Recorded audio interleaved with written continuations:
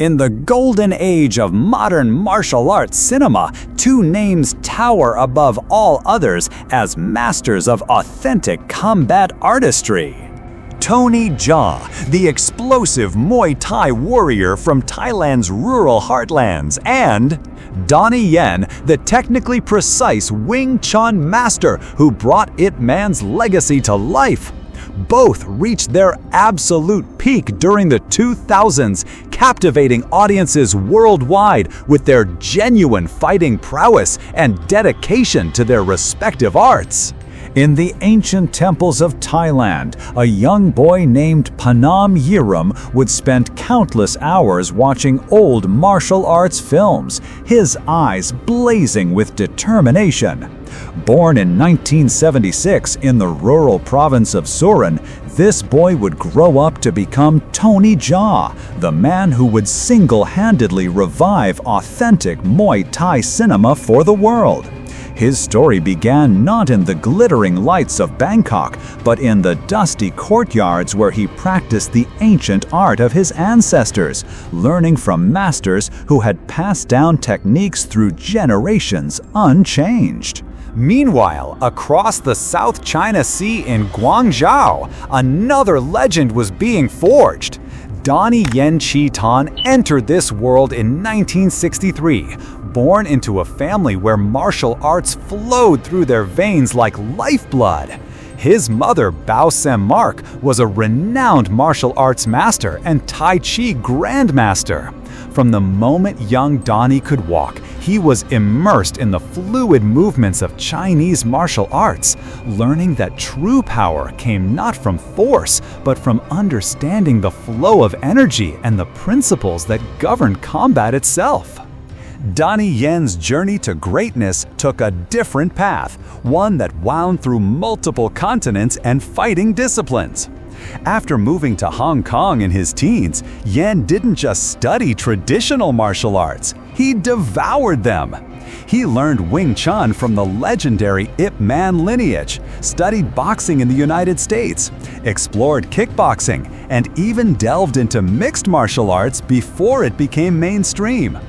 Each discipline added another layer to his fighting philosophy, creating a warrior who understood combat not just as physical confrontation, but as a chess match of minds and bodies. By the time Yen stepped into the role of Ip Man in 2008, he had already established himself as one of Hong Kong's premier action stars. But something magical happened when he embodied Bruce Lee's master.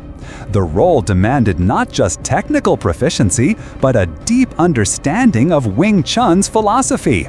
The idea that the softest touch could redirect the most powerful force, that intelligence could triumph over brute strength, and that a master's greatest weapon was not his fists, but his mind.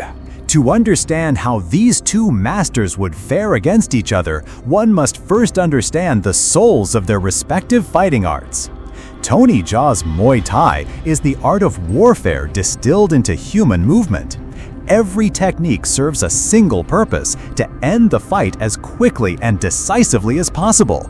When Jaa throws a knee strike, it carries with it 8 centuries of battlefield-tested technique, delivered with the explosive power of a man who has dedicated his life to perfecting the art of controlled violence. Watch Jaa in his prime, in the legendary single-take fight scene ascending the temple stairs in Yum Goong, and you witness poetry written in pain. His elbows slice through the air like swords, his knees drive upward with the force of pistons, and his clinch work transforms opponents into helpless victims of his devastating arsenal. Each movement flows into the next with mechanical precision, yet somehow maintains the fluid grace that separates masters from mere practitioners. Donnie Yen's Wing Chun, conversely, is the embodiment of efficiency made art.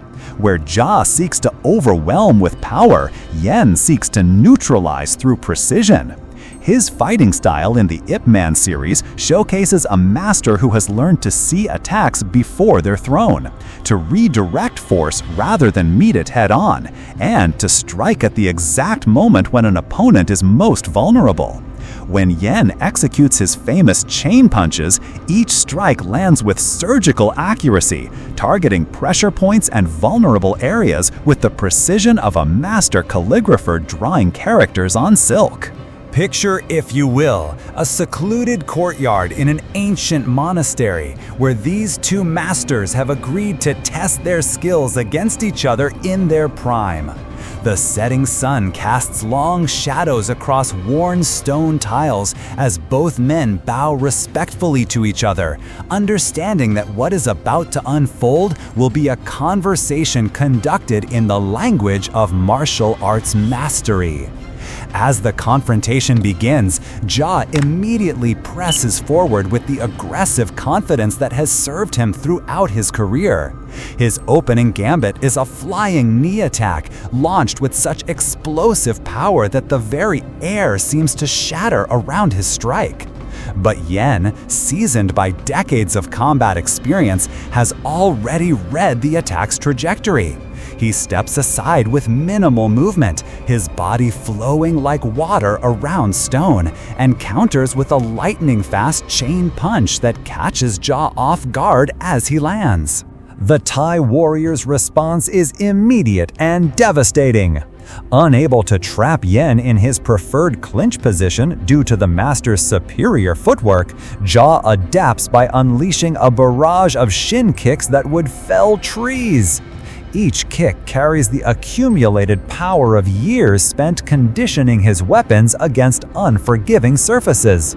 Yet Yen's defensive mastery shines through as he uses Wing Chun's centerline theory to deflect and redirect each strike, turning Ja's own power against him while simultaneously launching counterattacks.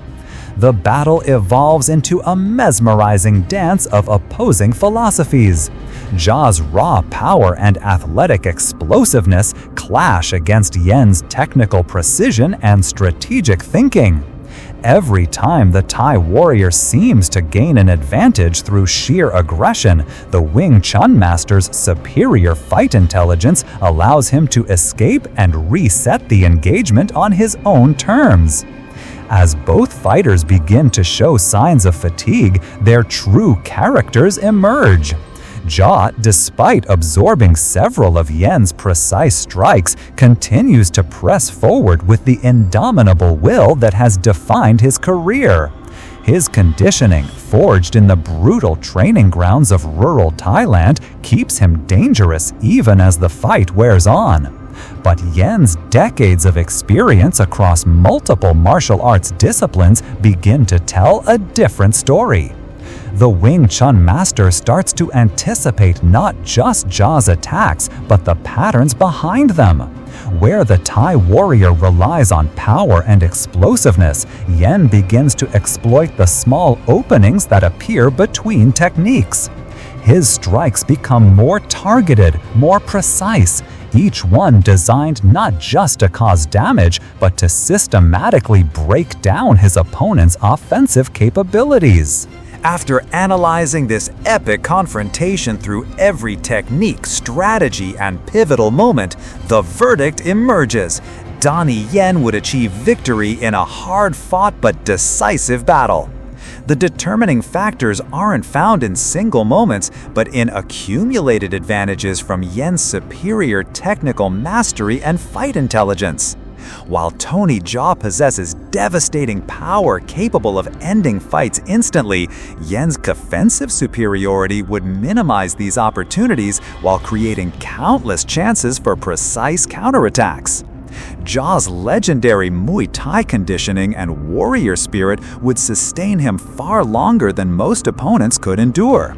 However, Yen's ability to adapt strategies mid-combat, combined with his mastery of distance and timing, would eventually overwhelm even the Thai warrior's incredible toughness.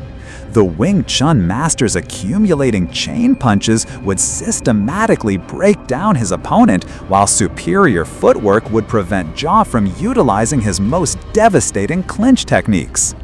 Both warriors would leave having elevated each other to new mastery heights. Their legacies continue inspiring new generations, proving that authentic martial arts combined with genuine passion creates cinematic magic. Though this battle exists in imagination, the respect these masters earned through their craft dedication remains absolutely real.